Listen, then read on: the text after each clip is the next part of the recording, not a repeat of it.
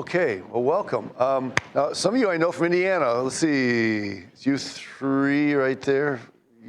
You're from Indiana also, yeah. And Indiana, oh, yeah. You're all Indiana, all Hoosiers. Okay, there's all the Hoosiers. And then we have an Illini here, right? Illinois? Okay, yeah. I watched that game. They did a good job, but I don't know if you were into that or not. Oh, okay, so it didn't affect you psychologically. Okay, all right. Hi, Daniel. Good. Now, is it today? You're on today. Okay, that's right. So for the sake of our visitors, let me just say very briefly that this class is called Cultural Anthropology, which can mean a lot of things. And really, we have given most of our attention to what we call cultural dimensions or cultural values. They are characteristics that can be found in any cultural context. Every culture in the world contains those. We studied 10 of those in the first half of the semester, and now we're into a phase where we're studying cultural clusters. So they are groups of nations, and I'll come back to that later and run through those. It'll be a review for our students and just something to kind of bring you visitors up to speed, okay? But we are also taking time to allow each of our students to share an article report. We have a list of articles from which they can choose one to read, and then they report some of their findings. It's very informal. And so Daniel's on today, so we'll have a word of prayer together, and you can share some thoughts from the article, Daniel, before we move on to our next cluster. All right, let's pray. Thank you, Lord, for the privilege of meeting today. Thank you for your faithfulness to us. Thank you for the challenge of studying cultural distinctions. And we're thankful, as always, that the gospel of Jesus Christ, the revelation that you have entrusted to us, can be understood and embraced and applied in any cultural setting in the world. And while we know that cultures are not amoral, we know that there are characteristics that can be expressed differently without crossing moral lines. And so we just ask for continued wisdom and direction to know how to discern the best way to apply the truths of Scripture in a variety of cultural settings. Pray for Daniel as he shares today and for our discussion to follow. In Jesus' name, amen. All right, Mr. Daniel, I will give you the mic here. Feel free to start sharing.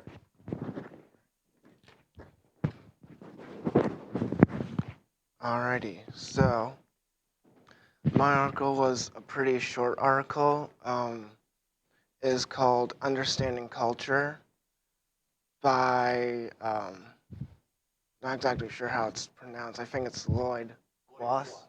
Yeah, all right. In this article, the author starts out by asking the question, what is a culture anyways? The author explains that understanding culture is probably one of the most difficult things to understand, but that is foundational to anyone who wants to share the gospel effectively cross-culturally. The author explains that culture is also one of the most difficult things to study because anyone who studies it is already influenced by their own culture, which makes it hard to objectively study any culture. A helpful way to view culture is by layers. The author starts with the outermost layer, behavior, and works inward. The author tells a story about an alien from Mars who visits Earth to help us understand the layered approach to studying a culture. When the alien lands on Earth, he observes people and notes their behavior. The alien wonders why people behave the way they do. This leads to the alien interrogating some people. And this brings us to the second layer, which is cultural values. Cultural values are determined by what culture believes is good, beneficial, and best. The author says cultural values are preset decisions that culture makes between choices commonly faced, and those cultural values help those who live within the culture to know what should or ought to be done to fit in or conform to the pattern of life. The alien soon discovers that although people exhibit similar behaviors, different people have different beliefs about what they believe those behaviors mean. These are cultural beliefs. The third layer, cultural beliefs are determined by what people believe is true. The fourth layer, or the core of every culture, is cultural worldview. Cultural worldview is determined by what people believe is real. As the alien interrogates people, he quickly finds out that most people think little about the deep questions in life that form their worldview, such as who they are or where did they come from, even though their worldview affects every area of their lives. This is important to understand because some people are hindered in their effectiveness of sharing the gospel because they do not recognize worldviews. So cultural worldview affects cultural beliefs, which affect cultural values, which affects how a culture behaves. An ending quote from the author is, "This model of culture is far too simple to explain the multitude of complex components and relationships that exist in every culture. However, it is very simplistic. It is the very simplicity of the model that commends it as a basic outline for any student of culture." And that's what I got. Thank you.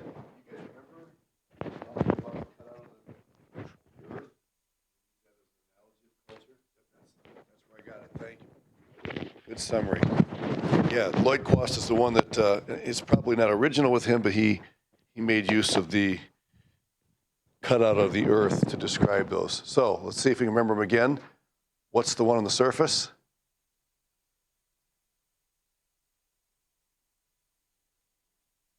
This goes all the way back to day one of the semester. What's the first level there? The surface there. Behavior, right. Okay, and then right underneath that,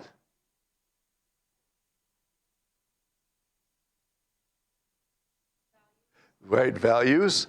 So, the way you behave is determined by what you value, and what you value then is based on the third level, which is, well, you skipped one. That's the core. What's the third one? Beliefs, right. So your worldview is the core. Your worldview will be formed by what you believe, and then what you believe will determine what you value, and what you value will be expressed in the way you live, and that's how that unfolds. So good reminder, Daniel, of that very simple way of analyzing cultures.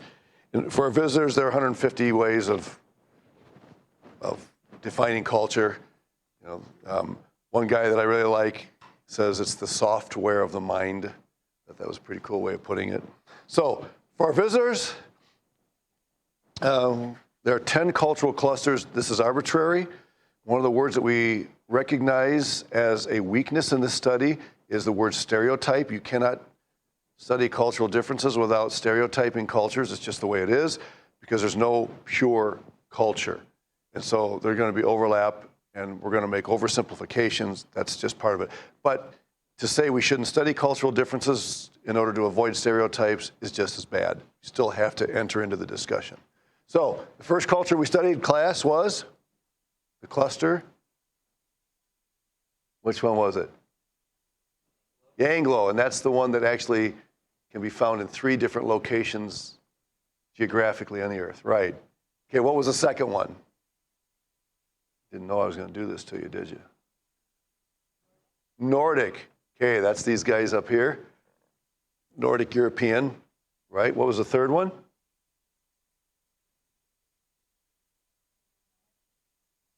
Germanic culture. Whoops, I hit 2. All right. The Germanic culture, which is the smallest one, dominated mostly by Germany, but not totally.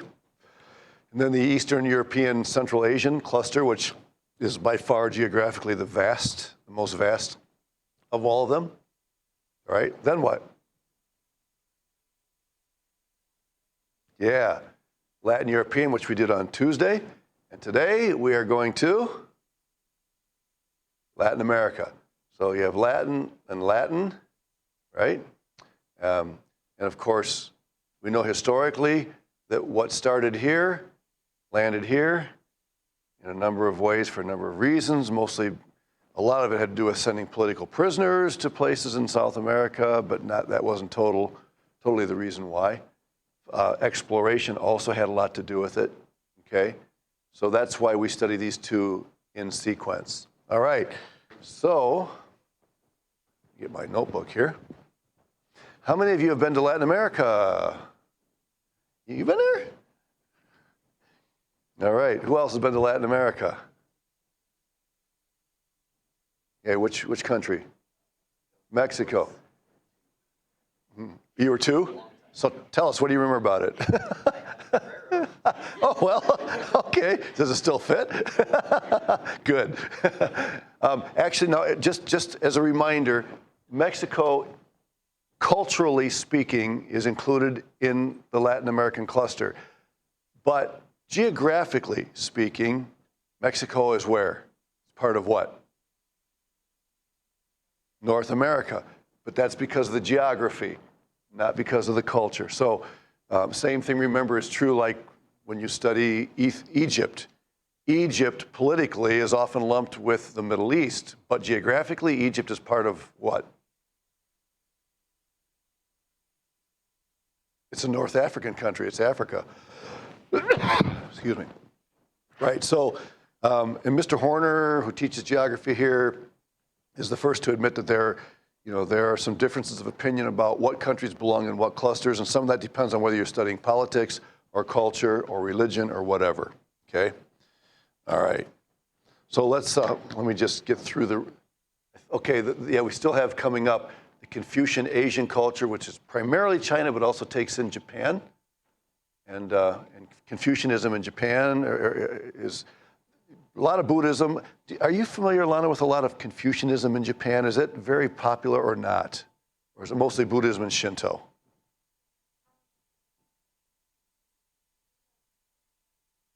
Pardon me? Okay. But Confucianism is not nearly as powerful in Japan as it would be in, other places. And Korea also falls into that category. Okay.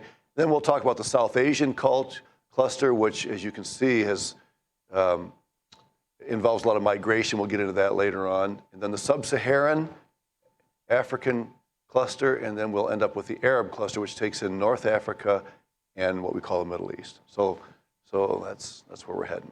All right, so Latin American cultures. Whatever background you choose for this one, it needs to be bright and happy and festive, right? Because that's Latin America, huh? Yeah, here we go. Okay, let me just bring that a little closer so you can see the individual countries. Okay, somebody just really quickly tell us, why is Brazil so huge rather than being diced up like a lot of other geographic locations were? Do you remember the reason for that?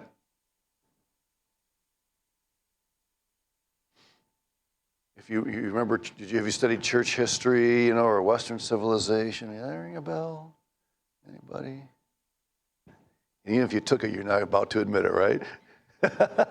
Okay, when the Catholic Church, divided up some of these areas that they had, conquered and made their own, the division of those who were related to Portugal, which is Brazil, okay, was done collectively, whereas the Spanish division was much more chopped up, I hate to use that word, but the division was done very, very differently. And to this day, we see the effects of that. Although Argentina is also very big, okay? So anyway, that's a subject we're not going to dive into, but it's just good to be aware of the difference. Okay, so in your notes, there are similarities between Latin Europe and Latin America, but what are the differences? Well, first of all, let's talk about similarities.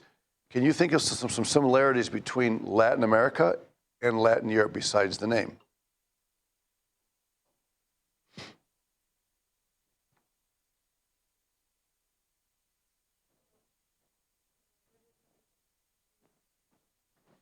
Mm-hmm. Right, they are Latin-based languages, right? And that was true even in Europe before they came, right? So what are some of the Latin-based languages? Spanish, which is pretty much everybody in Latin America except for Brazil, okay, which is Portuguese. What's another one? French.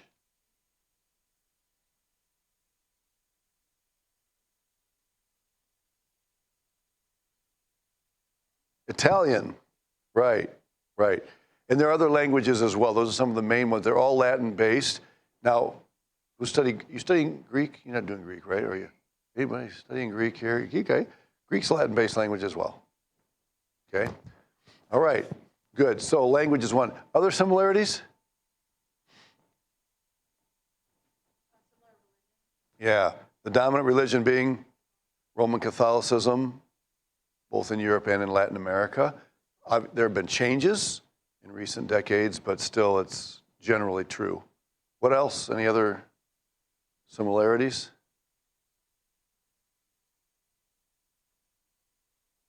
Those are probably the main ones. The political systems would share some. Hi, Pam. Yeah, we announced you were coming and a whole bunch of people showed up. So this is Pam, and Pam is from Peru. We're talking about your cluster today. Glad you came. So tell us, Pam, do you know what language they speak in Peru? Good, all right. Now, there is Peruvian Spanish, and there is Argentine Spanish, and there is Spain Spanish. And some people from those countries hardly understand each other because the Spanish, the accents can be very, very different, okay? We talked about the grave, unforgivable sin of an American going to Britain and telling people that speak in England that they speak with a British accent. We're the ones that have the accent because they had the original English, right? So who had the original English? Spain. Spain. We don't talk about that, okay? True Spanish is in Peru, or is it Chile? Chile, okay. That's why they sit on opposite sides of the room, by the way. Yeah, and some would say that Spanish is nothing more than corrupted Portuguese. You guys would disagree with that, wouldn't you? Yeah, so would I. All right, they're similar. Okay, the main differences are in the areas of geography and history. Obviously, geography, very different. We're on opposite sides of the equator, different hemispheres, and the history is also quite different. All right, so letter A, Latin America is the cradle of Christianity. We talked about that before, right? Okay. But it's interesting that when Christianity was born, where was it born? Israel, right, in Jerusalem. The connection with Rome, or Latin European culture, would have been very, very distant. You know, that really became more of a reality after Constantine declared the Edict of Tolerance in 313, and then later on in like 381, when the church was baptized, or the empire was baptized into the church, one of the worst things that they ever did. Okay, Latin America was populated by indigenous people who were separated from one another. Okay, there's a lot here. We're going to be very, very general. We're going to be stereotypical, but when people from Spain and Portugal, explorers, landed in Latin America, first of all, they weren't where they thought they were, right? Where'd they think they'd gone? What were they looking for? The Spanish and Portuguese explorers were looking for what? What part of the world? They were looking for the West Indies, yeah, and they thought they'd landed there, and that's the reason, of course, why we started calling indigenous people Indians, okay? I think you guys are aware of that, and of course that is considered politically incorrect now. We call them Native Americans, and that I appreciate and respect that, because Indian really comes from a false idea that they had landed in the West Indies. Okay, and so now this is a sad part of some Latin American history. And again, I'm going to speak for Brazil because we served in Brazil for 19 years before we came here to work at the college. Brazil got its independence around 1500. That sounds like a long, long time ago, but you know, in terms of the larger historical context, it's still fairly recent. What what happened in Brazil was that many political prisoners from Portugal were sent there because it's nice and far away, didn't have to deal with them. So a lot of Brazilians would say that they're not very proud of their heritage, at least from that standpoint, okay? There are other things they are proud of. In contrast to the United States, we're a very young nation, and we love telling the story of our heritage. We're very proud of how we became a country, the principles upon which we were founded, and all of that. A lot of Latin Americans don't have that story. That's not their story. And so actually, if you think about it, those of us who are Americans, there's a certain sense in which being a Christian and recognizing that you are a stranger and pilgrim on the earth is more challenging in our country than it is for people who are residents in many other countries of the world that don't have that same, especially a place like Brazil. So, that it's just good to understand that difference. Latin Americans were less mobile than Europeans. They settled in and they stayed. Europeans had more of a history of mobility. And post-World War II conditions were very different. What was the position of most of Latin America during World War II?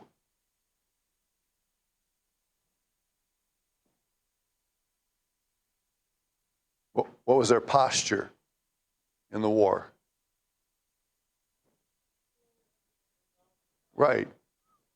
Most of them were not involved. I do know that in Brazil, the country allowed Allied planes to fly from the Amazon over to Recife. That would be like from here over to here in order to make their way to Africa or other places. So they did give them that, but that doesn't constitute, involvement in the war as we think of it, okay? So there's of course, Latin Europe has been involved in many, many wars and major wars, world wars. And so that's one of the big differences between people who live in Latin America and those who live in Europe, okay? Not that there haven't been wars, okay, but it's a very different scenario.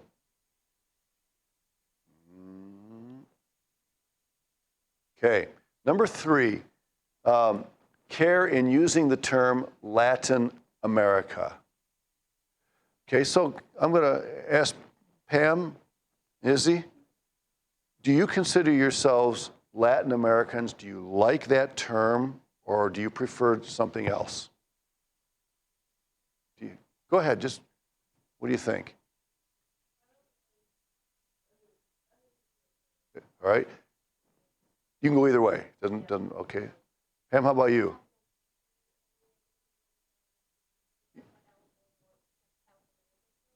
Okay.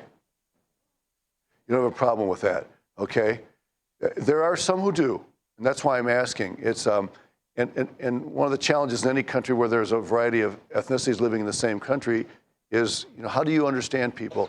Do you address people by their original foundational ethnicity, or do you address them in a way that identifies them more with the place they're living now? That's a big question.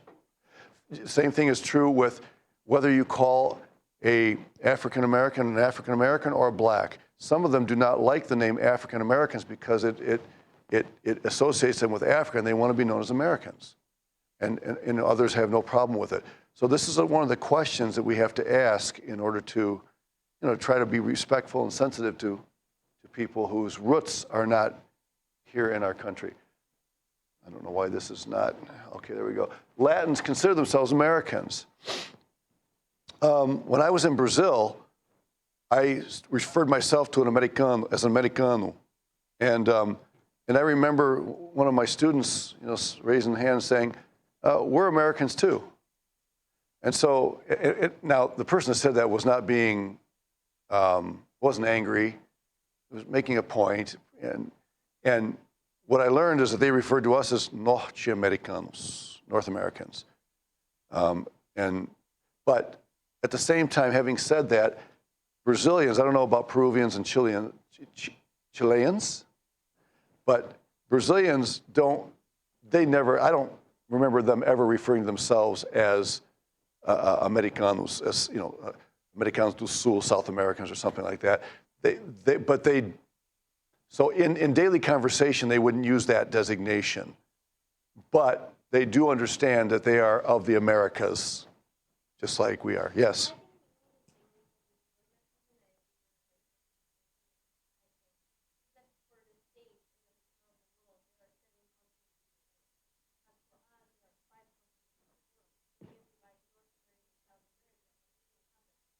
Interesting. Ah. Mm-hmm.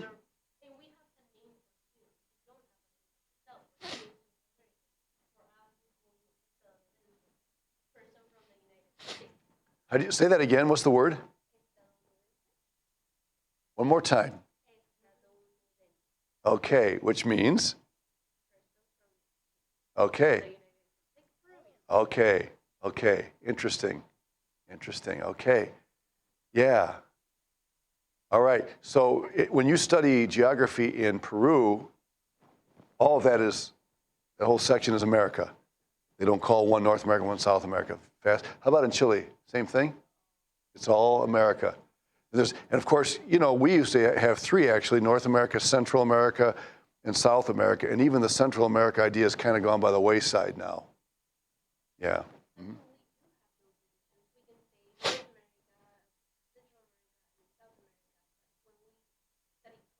Mm-hmm. Interesting. Interesting. See, we don't do that here. Very interesting.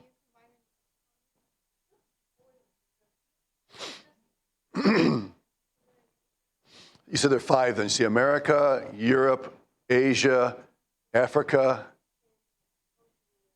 and Oceania, right.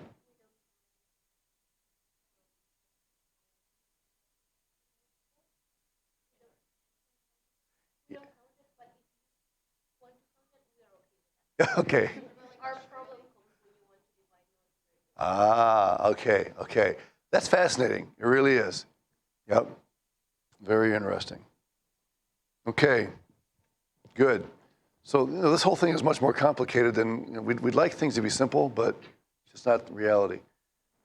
And by the way, okay, you Americans, where do we get the name America from? Yeah. Yeah, Amerigo Vespucci or something. He is actually Italian. Am I right? Is that is that what you were going to say, or one of you had your hand up? Yeah. Is it Amerigo Vespucci? Yeah. Yeah. Which is kind of interesting because there's a guy you hardly study in history, except that you link his name to America. But other than that, how much do we really know about the guy? I don't know. Maybe you studied him more than I did. But yeah. All this is fascinating, how names become identifiers in history. B, they don't like to be called Latin Americans. Now, you guys said you didn't really care either way, and that's fine, and I'm glad you don't. But in general, they don't like that distinction. Now, Pam, you just helped us understand better why that is, because you view both of those continents, we would call two continents, as one. Fascinating. Number 4, some Latin American customs are extreme expressions of Latin American traits. Okay? The word extreme is interesting here because in general, the Latin American culture is much more free to express itself, whereas by comparison, Latin Europeans will be a little bit more reserved. Okay? And so some things that may be true in, you know, Latin Europe may be more freely expressed and expanded in Latin America, okay? And there are lots of reasons for that. You know, you guys read Foreign to Familiar, right? Any of you visitors read that book before, just out of curiosity? Sarah Lanier wrote that book. Okay, so class, in a nutshell, what is she presenting in that book? It's been too long ago. Do you remember there are 2 basic things that she's contrasting in that book? What are they? Yeah. Hot cultures, and cold cultures. And yes, she is basing it on climate. And she recognizes in the book that this is a stereotypical thing. It's an overstatement, overgeneralization. But she makes some fascinating observations regarding the differences between people who live in hot climates and those who live in colder climates. And even here in North America, in the United States, we have the North and the South. And I'm not just talking about the Civil War, but just the climate does make a difference in the way that people live. And so, the Latin European is much more the four-season, kind of like we have here, whereas Latin America is very much a warm climate by comparison. And that does present. And people who live in the hot climates, as Sarah Lanier would tell you, tend to be much more open and expressive than people who live in the colder climates. In general, the colder the climate, the more reserved lifestyle. Again, stereotypical, but a general truth. Yeah, Liz?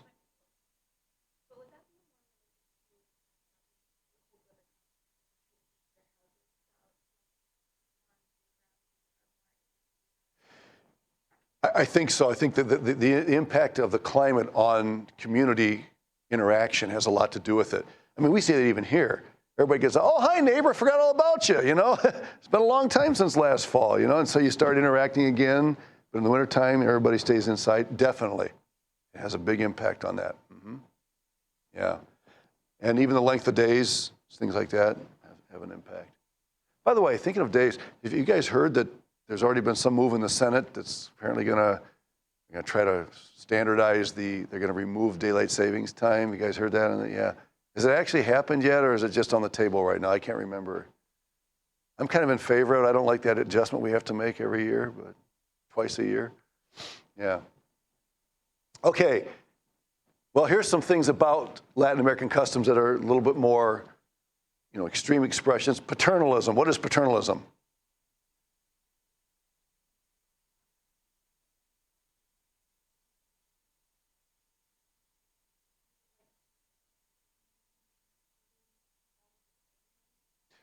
It involves family, but specifically paternal, in contrast with maternalism. Yeah, the male, the father. Comes from the word pater in Latin. Some of you study Latin, right? High school, I did some Latin. Okay. It's the father. So the father figure in both Latin Europe and Latin America is stronger than the father figure in the United States. Okay, it just is, but even more so in Latin America. Now we could talk about machoism.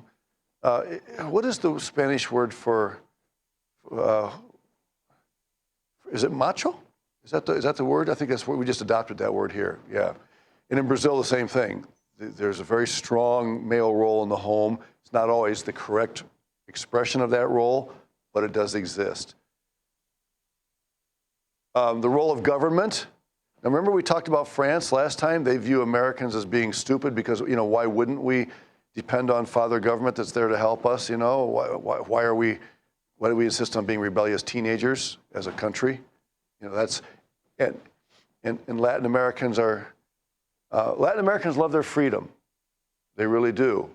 But it's still a very different view than what we would have.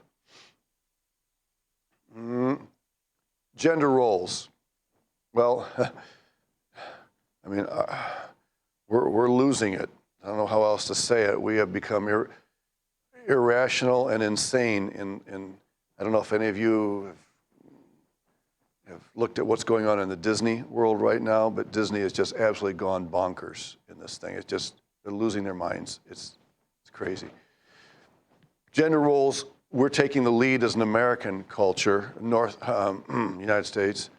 I say taking the lead. It's an unfortunate use of the word lead, but it's happening. But gender roles are pretty well defined there. Okay, so let's look at some of the, now visitors, what we do is we study 10 cultural dimensions during the first part of the semester. We don't go through all 10 of those for each cultural cluster. We pick out some that seem to be especially notable and as they're expressed in these different cultures. So first, particularism, okay? So what is particularism? Well, what's the stand in contrast to? Okay, and it deals with what? Yeah, how we, rules, laws, how we respond. Particularism says? in relation to laws? What's it say?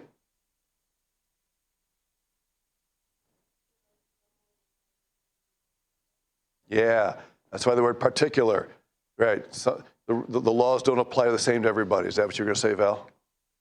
Yeah. Universalism says I don't care if you're a senator or a carpenter or a doctor. You know, you're going to get the same speeding ticket that everybody gets. Yep, and that we talked about that. Very, very Latin America, very much a particularist country. In fact, and ladies, you can correct me if I'm wrong.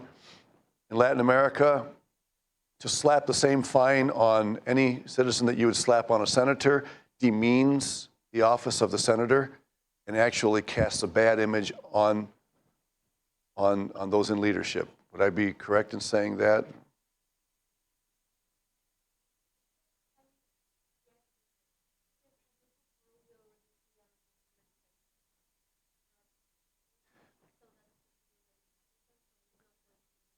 Yeah.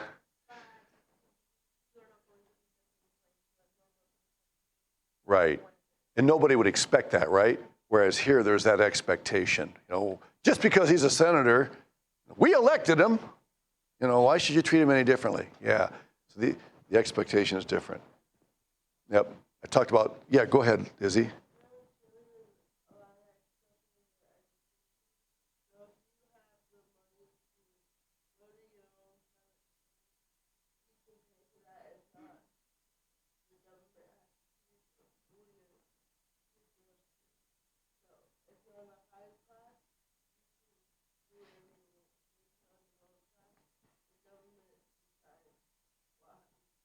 Interesting. Is that true in Peru as well or not? Okay. Yeah, in Brazil too, I would say in a general sense that is also true. Those who have the money to do a private schools can pretty much do what they want. Yeah, interesting. Okay, so there is the lack of a virtuous, benevolent ethic. In other words, that everybody's expected to adhere to. The ethics apply differently to different people, even in terms of things like telling the truth. You know, it's okay for politicians to lie, right? Because, you know, blah, blah, blah. If it's good for the country, if it's good for their party. Number two, the best of democratic intentions have failed as governments have simply ignored these norms in favor of their own personal agendas. Now, that happens to some degree in our country, okay? Let's be honest, as those of us who are North America, what do we call ourselves now? People of the United States. We the people of the United States. See, Pam, you got me all mixed up, and I don't know what to call myself anymore. I'm having an identity crisis because of what you said. I know. I know. I'm just glad you have a good sense of humor. So, I am morphing back into my Brazilian self when I talk about this culture because we spend a lot of time in Brazil just laughing at silly stuff. It's silly. Our humor in Brazil is very unsophisticated. Okay, and you know, anyway. So now that's not to say that there's no democratic element in Latin America. Brazil is a constitutional republic like the United States. Is Peru also in Chile?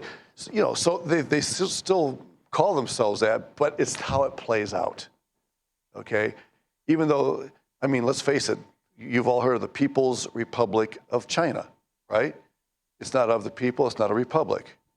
You know, so titles, you know, may or may not accurately represent just how politics are done in a certain country. All right.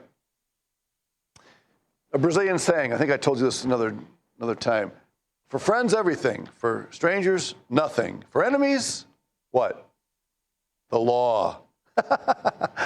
And again, we would laugh at that. And class, excuse me, for sake of our visitors, I'll just use this illustration again. When we were building a church, I went to City Hall, and they gave me a list of like 13 steps I had to follow, hoops to jump through before we could get our permit to use the building. So I took that to my what do you call it? The contractor who was building it. He's a Brazilian guy. He looked at it and laughed. He said, no, Pastor Mark. He said, you do this one, and this one, and that's it. And I said, but it tells me I have to do them all. I said, they do that because if they don't like the person that's trying to get a permit, then they make them do all of them, hoping that they'll give up and not be able to do it. He said, and if you try to do all of them, they're going to look at you funny like, okay, what's he trying to pull over on us? So it actually becomes detrimental. So you have to learn to, if I can use this terminology, play the game. You have to learn. They don't intend all the laws to be for everybody. They want a big long list so that they can apply everything to the people that they want to, that they're opposed to. So I did those three. Got my permit. Church is still meeting today. It took me a little while to get over that because I just had this sense that that's what it says I have to do, you know. Here at school, you get a list of things you have to do. You have to do them all, right? I mean, you know, well, for seniors or for, you know, athletes or for people in corral or for, we'll make exceptions. No, it doesn't work that way. Okay, so quite fascinating, actually. All right. All right, letter B, high uncertainty avoidance. Okay, what's the other word for high uncertainty avoidance? What's the other way we say that? Low risk, right? If you don't want risk, you want low risk, then you have a high level of uncertainty avoidance. You try to avoid uncertainties. So visitors, I'm sorry for that confusion, but both of those terms are out there, high risk, low uncertainty avoidance, high uncertainty avoidance, low risk. They're both there, so we have to deal with it.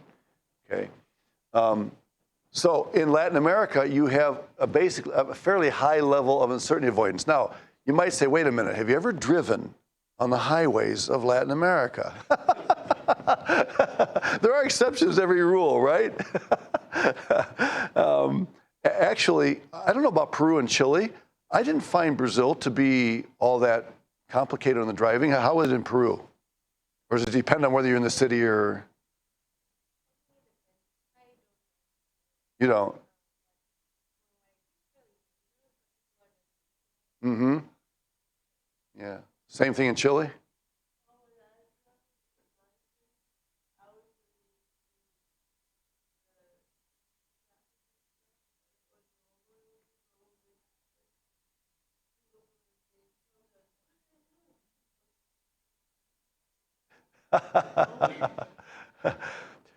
You know, you've heard people say that, you know, what are those lines for there? Oh, they're just for decoration.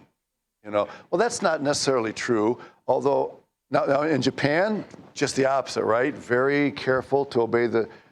Driving in Japan is like dying and going to heaven compared to driving in India, and not just Latin America, but India. In India, I mean, you got the bikes and the cows and the pedestrians too. You know, there's a whole lot. When I was in Brazil, I may have shared this with the class before, I was in a hurry to get to a conference once, and we were behind schedule. We really weren't. We just thought we were, you know, because we're Americans. And so I didn't realize it, but I was being tracked by the police in that region, not because I'm a criminal, but just because they were, you know, watching my driving habits. And I got pulled over. And they have different police stops. They probably do this in Peru and Chile too. They just pull you over randomly. They get out in the middle of the road, pull you over, check your documents, check your blinkers, you know, looking. And he said, okay, he said, I've got you on 3 things. I could just see, you know, money in my mind. I didn't have to pay fines. He said, you were speeding, which I was, but who doesn't? I guess I was speeding a little more than I should have that day.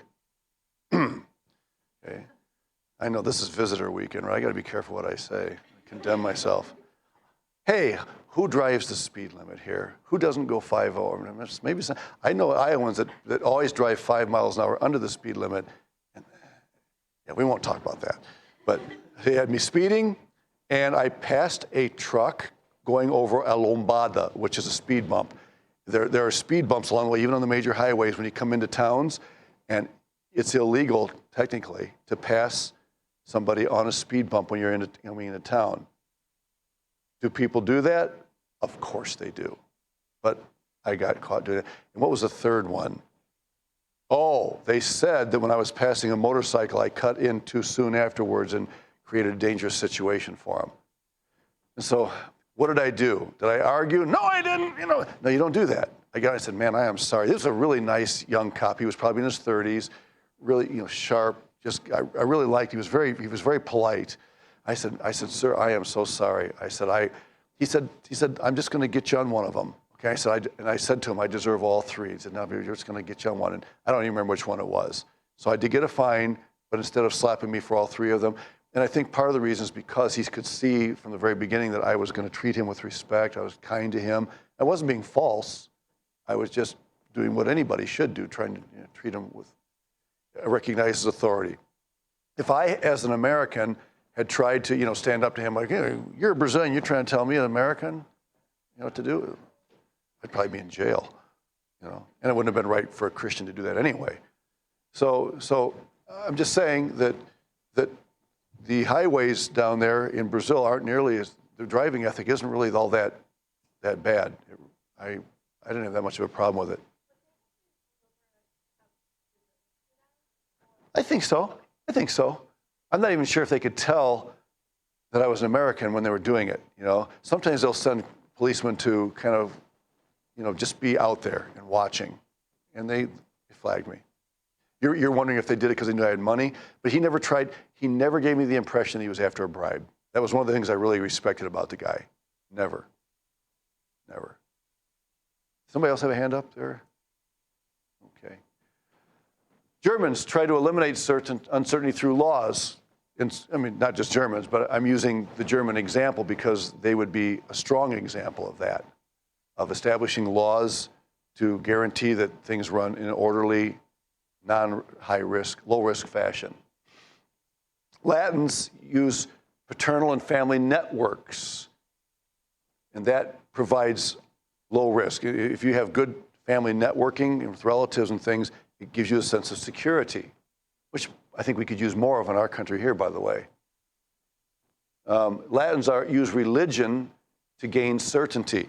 See, we had people that heard the gospel and they said, yes, you're right. And they would admit, yes, the Catholic Church has this wrong. We can see it in the scriptures, it's right. And yet they would not come to Christ because they felt insecure by leaving their families. They knew that in order to follow Christ, they would have to enter into conflict with their own families. And I could tell you stories about how that happened. It's frustrating. Because it's one thing when somebody doesn't believe the truth or doesn't agree with the truth, but it's another thing when somebody says, you're right. Yeah, you're absolutely right. And yet they won't do it because of the cost to their family relationships. That's tough. Only the Spirit of God can overcome that hurdle. Europeans have a more fatalistic outlook than Latin America. And that's because of their history. So much has happened in Latin Europe that they simply can't control. Whereas in Latin America, there's more of this feeling that we can do this. There's more land. Look at the geography, the comparison of real estate from Latin Europe to Latin America. Huge difference. And Latin Americans tend to feel more optimistic about, what they can do. Europe sees the future as out of their control. The leaders run it. Now that is not true everywhere again, okay? But by comparison, that would be the case. Latins are more eager for personal control. Even que sera, sera, which means what? Whatever will be, will be. You know the song? Yeah. That was from a musical, right? I don't remember which. You remember which musical it was? Que sera, sera. Whatever will be, will be. The future's not ours to see. Que sera, sera. All right. It's less fatalistic than European pessimism. They take life as it comes with optimism. Even with all the corruption in the governments in most Latin American countries, there's this sense of we can overcome. Brazil elected a president that his campaign slogan, this was back in like 1990, right around there. His campaign slogan was, let's construct a new Brazil. And man, the people loved him. And then a year or two into his term, all kinds of corruption came out and they ended up impeaching the guy, which doesn't happen. Impeachment hasn't been historically as much of an option as it is in the United States. Europe holds on to what it has. Latins long for change. They do. They love the idea of change and new things. And again, stereotype, but okay, Liz?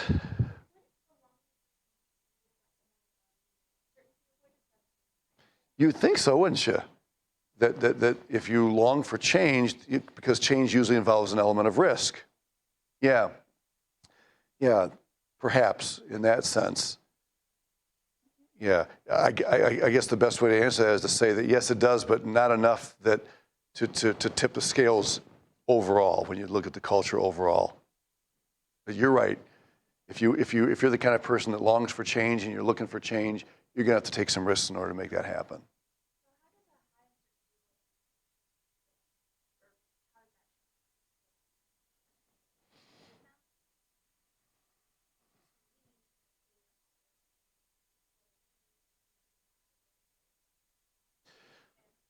That's a good question. Can I ask you, ladies, that question?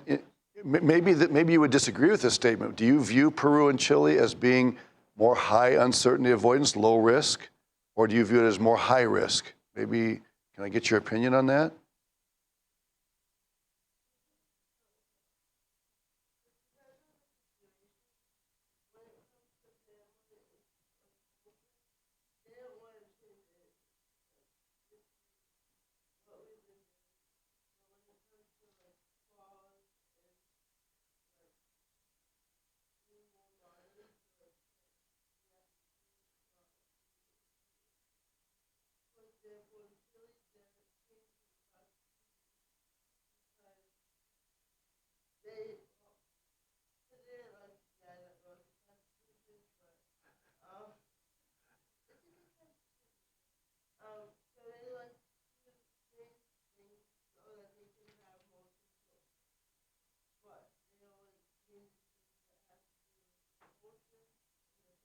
Culture and family, good. How about Peru? So when it comes to culture, general culture, basic culture, and family, then lower risk. Even what? Mm-hmm.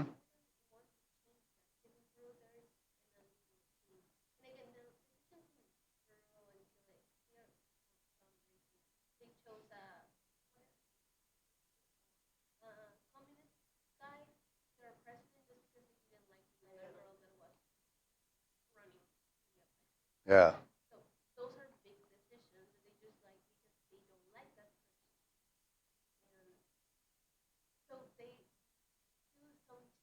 Mm-hmm.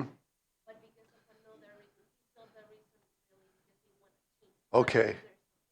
Okay. Could there, when it comes to politics, could we say in Latin America that the changes they want to make are not so much changing the structure, but getting the corruption out? Keep the structure's fine. The form of government is okay. The problem is the corruption. Unfortunately, at least in Brazil, I mean, we had one guy who came in, he cleaned house. I mean, senators were falling right and left. They were getting rid of them. Unfortunately, they were being replaced by other corrupt senators. And so, you know, the cycle continues on. You just change the corruption. But does that help to answer your question? That is helpful to me too. Yeah, thanks for sharing that. Okay, we got to move on. So, on the whole, there is a more free-spirited, casual, optimistic outlook on life across Latin America than across Latin Europe. And again, a lot of that's because of the history, all the wars, some of the things that they've been through in Latin Europe. That's really one of the key points here, and it's in your notes. All right. Collectivism, as opposed to individualism, okay? Remember, visitors, by and large, the Western world, which is North America, and Western Europe, I'll never forget that. I got it. North America and Western Europe is basically the individualistic element of the world, and everybody else, stereotypically speaking, is collectivistic, or emphasis on primarily around the family, not institutions like work, et cetera. So example of medical care is fascinating. We've talked about this a little bit in another class period. Why do hospitals in Latin America expect you to provide your own nurse and care? Now, not everybody does, but here in America, if you walk in with a family member, you don't try to tell the doctor or nurse what to do. You're not trained. You don't have a degree. What do you know? We'll handle this. But in Latin America, if I walk in and a family member of mine is in the hospital, I can give advice because they view the role of the family as a healing agent in hospital care. The more the family is involved, the more the patient feels like he or she is at home, and that actually promotes healing, recovery. And I think there's actually a lot of truth in that. I think there is, you know. And so a lot of times they won't have any bedding. Why? They want you to bring the patient's pillow. Just having his or her own pillow and blankets reminds them of home, and it facilitates the healing process. Fascinating, really is. And you can bring pictures and things. And a lot of times a family member is actually expected to sleep there. They're not going to have nurses coming in and out, personnel coming in and out all hours of the night. Nope. If a family member doesn't show up, that patient may lie in the hospital bed all night with no attention at all because they view it as part of the healing process. It would have seemed unfortunate to entrust one's health to a professional rather than to a family member. That doesn't mean the family member makes all the decisions. Okay, here's the medicine we're going to take. Here's the shots we're going to give them. No, that's not the idea. The idea is that they are expected to contribute from a family standpoint in order to help, where possible. But when it comes to the technical stuff, shots and medicine and all that, obviously the professionals have to make those calls. Nurturing the patient seems better than making him do for himself. Here in America, they want you up and walking, man, right away. I mean, if you have a baby, they're going to get you walking. They're going to get you out of there the next day. But no, in Latin America, we baby them because that nurture, that love, that attention, that cuddling, that being near the bedside and helping them with their food, that's all considered healing. Fascinating, different, and it's an interesting study. I'm not a physician. Liz, you've probably gotten into that a lot more, but it's an interesting thing to consider. All right, what's that place? Recognize it? I've been there. Machu Picchu. Yeah, it's beautiful, beautiful. I love it. Being versus what? Doing, right? The United States, very much a doing culture. Latin America, much more being.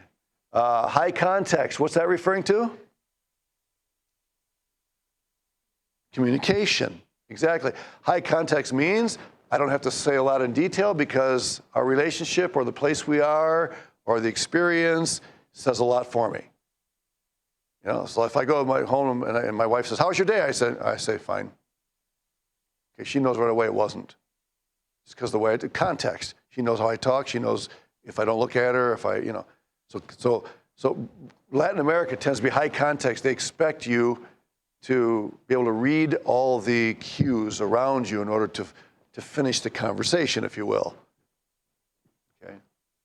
It's a very affective culture in contrast to what?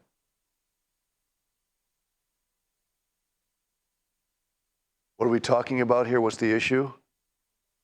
Yeah, expression, right. The way that you express emotions.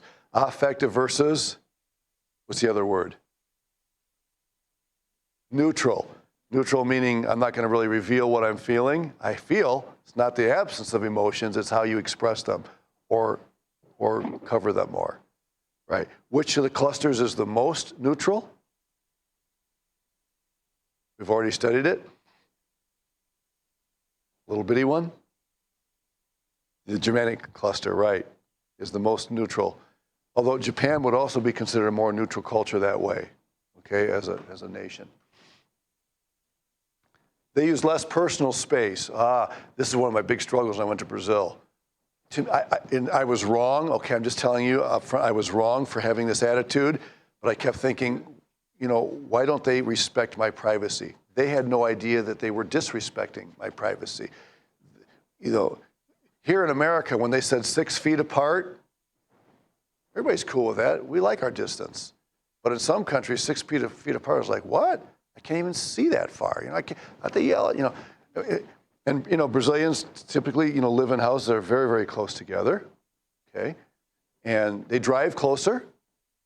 Yeah, oh man, they drive close. And I'm sitting at the light, and when the light turns green, I don't even have time to get my foot off the brake onto the gas. Beep, beep. But they don't mean to be rude by that. They just mean, I was standing in a bank line once, And, you know, and I'm fairly tall for a Brazilian. There was this little lady, older lady about this tall, standing behind me. Every time the line moved, she had her finger in my back, pushing me. I thought, lady, I can't get a whole lot close. Maybe she thought I was supposed to, you know, I was probably standing a little farther behind the next person than she would. She'd be right here, you know? And she was, I could almost feel her breathing on me, you know? And I thought, okay. But that's not rude to them. See, I thought it was rude. How rude can you be? And we did this once in class. Remember I had you come up and I asked him to come up in front and stand by me. I didn't tell him where to stand. He knew. We just naturally stand a certain distance from each other depending on our culture. Go to Latin America or you go to the South, talk to Mrs. Taylor, right? She'll stand closer to you when she talks, right? She's from the South. It's a similar situation. Fascinating. They're more socially conservative, though it is changing somewhat socially. For instance, yeah, okay. You have to watch the billboards you look at in Latin America. Okay, there's a lot of nudity and things like that. But when it comes to the way you dress, like even to go downtown, it's much more formal, even to go shopping. When you go to church, that idea.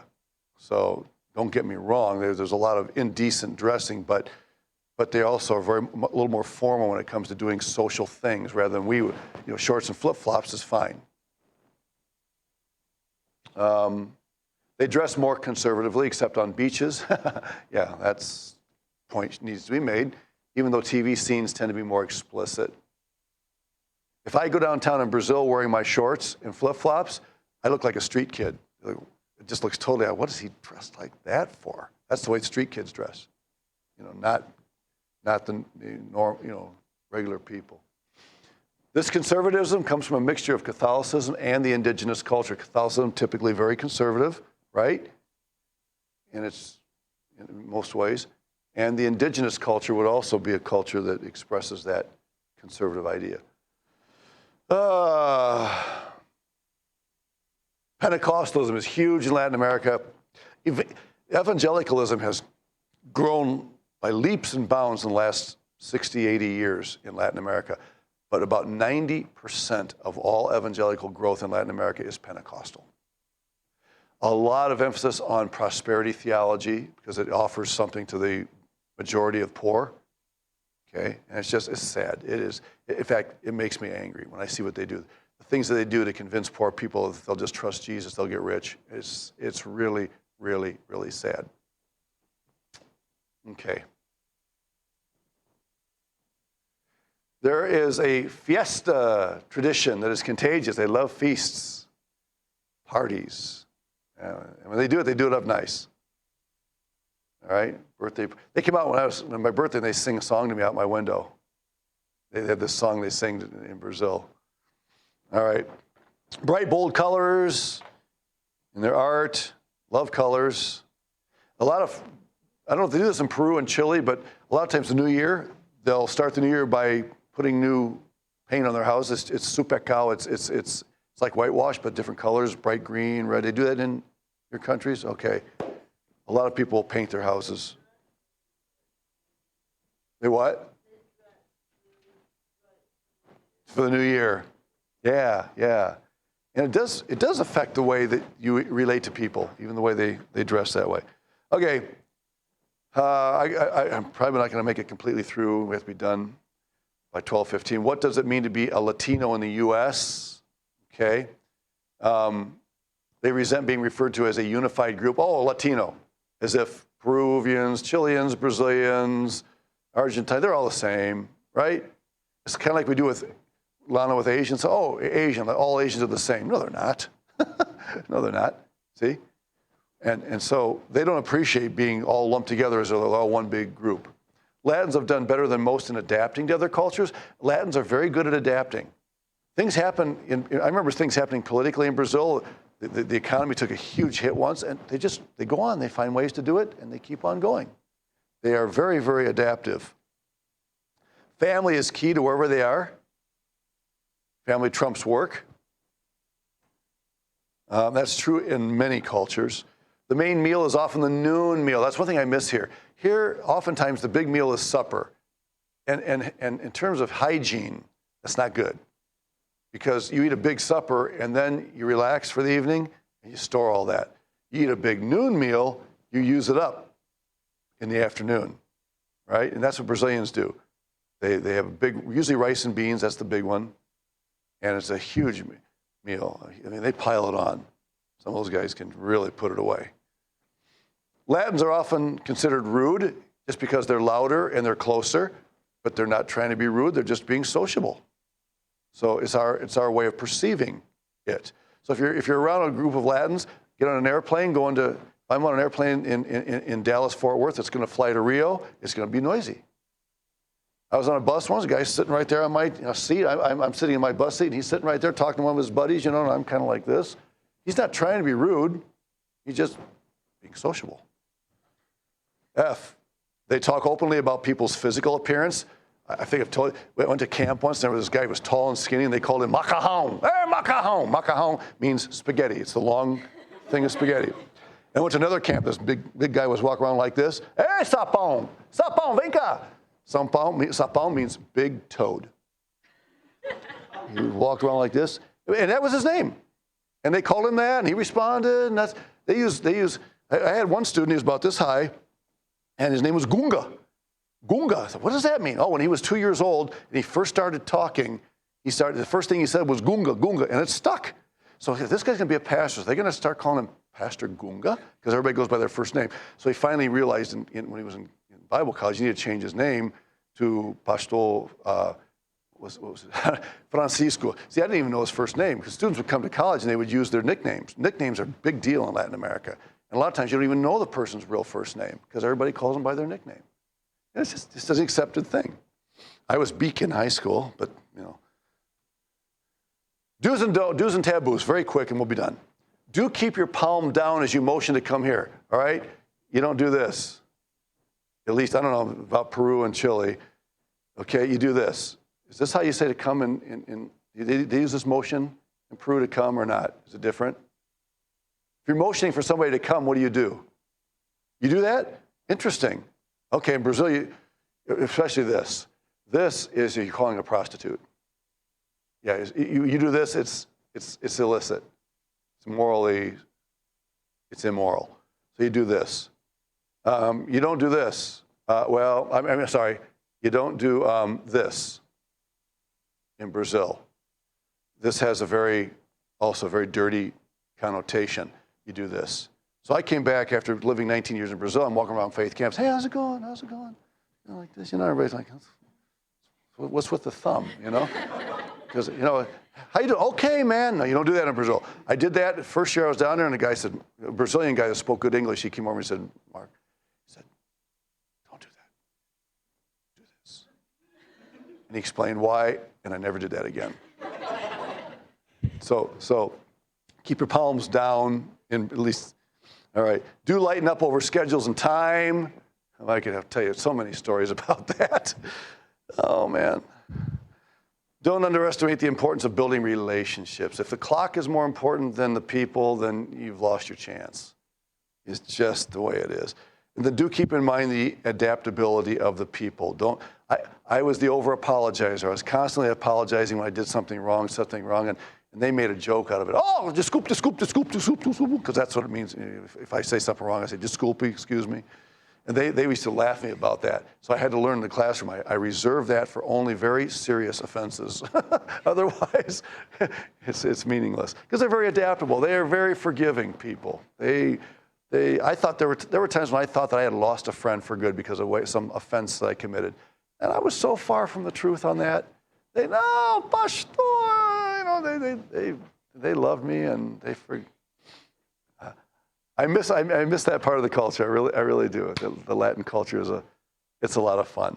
Their jokes are silly.